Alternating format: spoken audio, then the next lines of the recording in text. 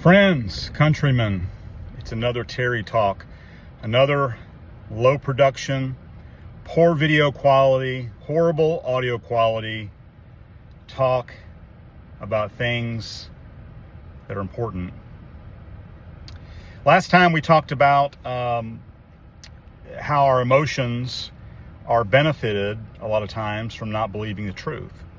And I want to continue with some of that because really the entire point of this is that we would begin to move towards reality and towards things that are true. But if we have things in the way and they're serving us and they're making us feel better and it's more convenient, then we don't have a very good possibility of removing those lies that we have. And so we have predispositions. We have things that we prefer to latch onto and to adhere to because they serve us.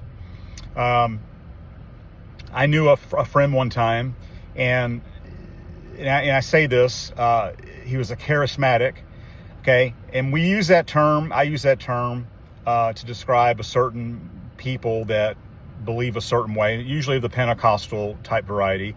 And I would be considered a charismatic, people that are open to things of the Spirit. But he was a charismatic, and he decided that he was going to believe God to heal his eyes because he couldn't see very good. So he threw away his glasses. Well, guess what happened to him? He couldn't see. And so when we want to believe God for things and we hope that it's true, but God hasn't said, then we end up in error.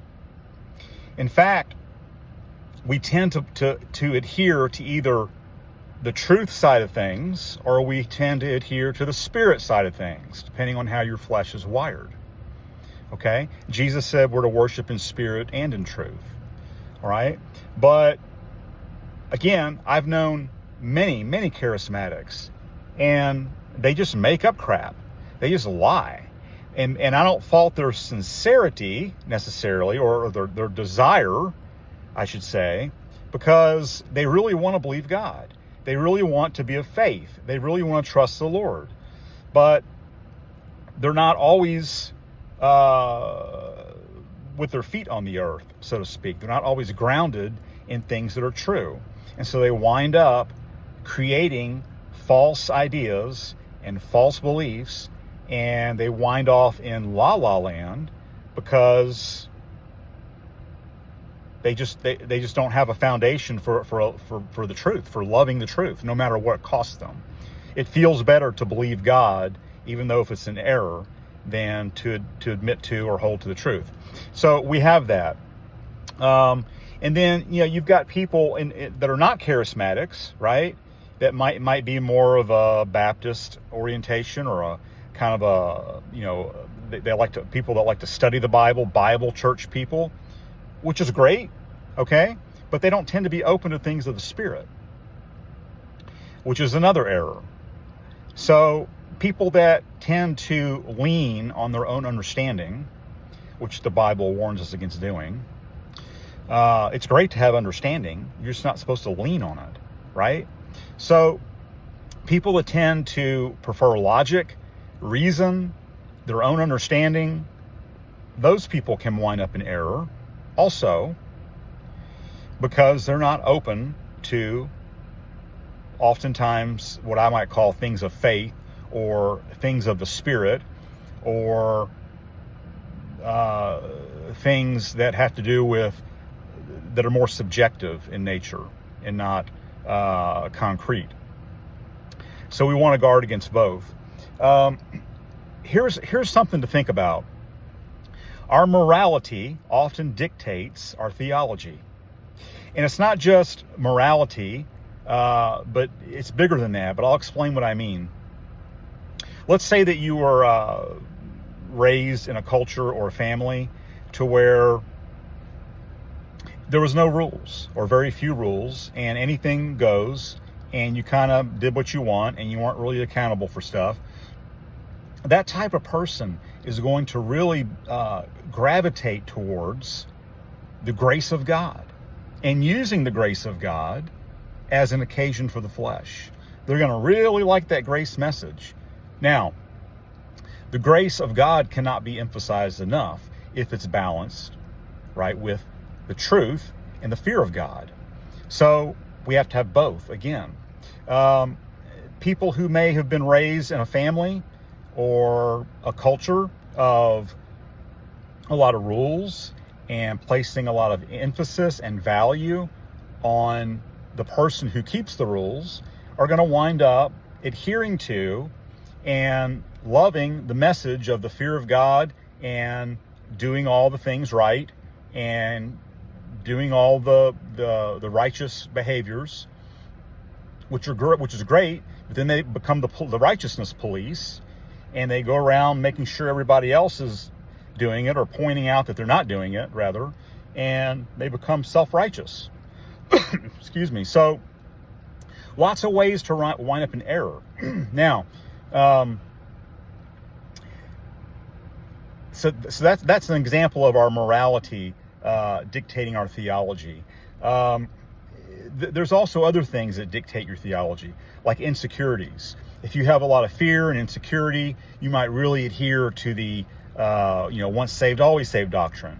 Whereas if your predisposition is more like you have some self-hatred and you really feel badly about yourself, then you're probably going to reject once saved, always saved, and feel like that you need to really toe the line and make sure that you are doing everything right and really have the fear of God. So that's the kind of stuff you're going to be adhering to or predisposed to. You're going to hold on to those theologies and beliefs that serve you the best, right?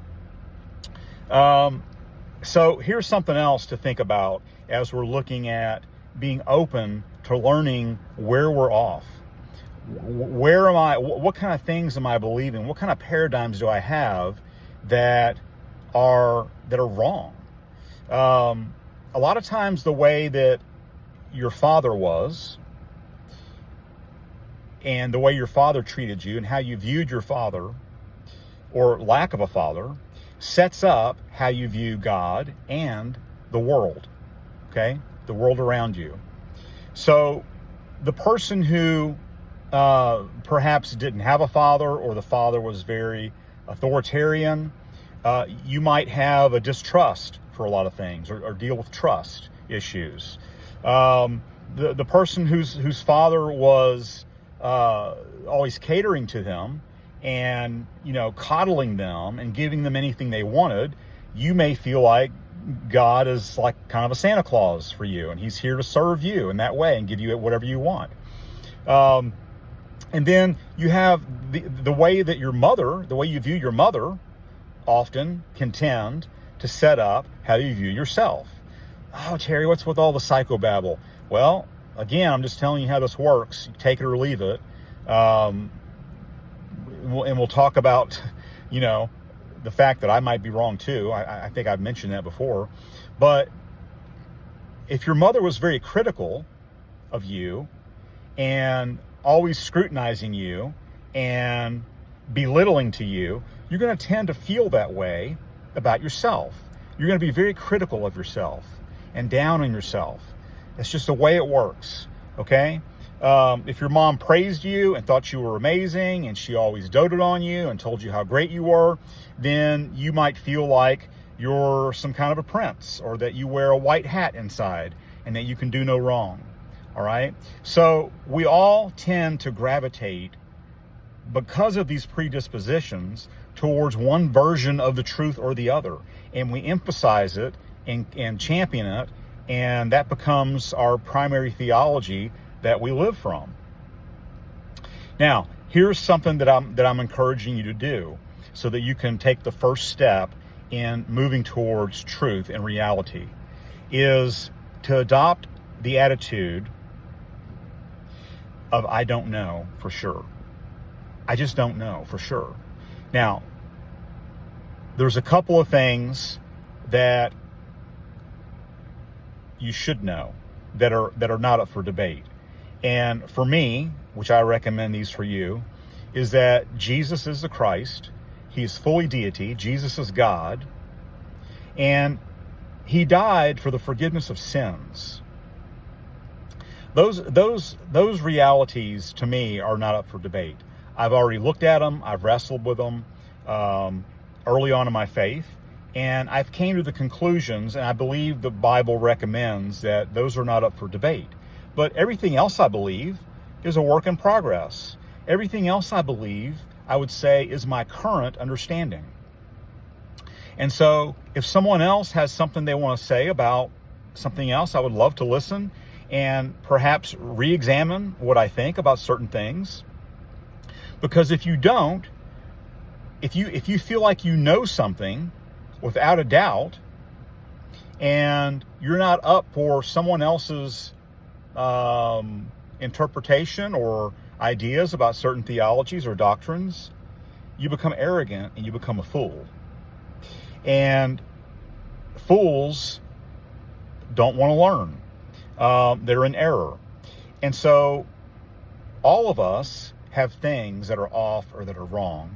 And it's important to adopt the attitude of, well, I don't really know for sure. What do you say about it? And you listen. And then God has a way of getting in there and addressing the things that you believe that may be in error. So that's my encouragement with this video, and we're going to move on to some new topics very soon.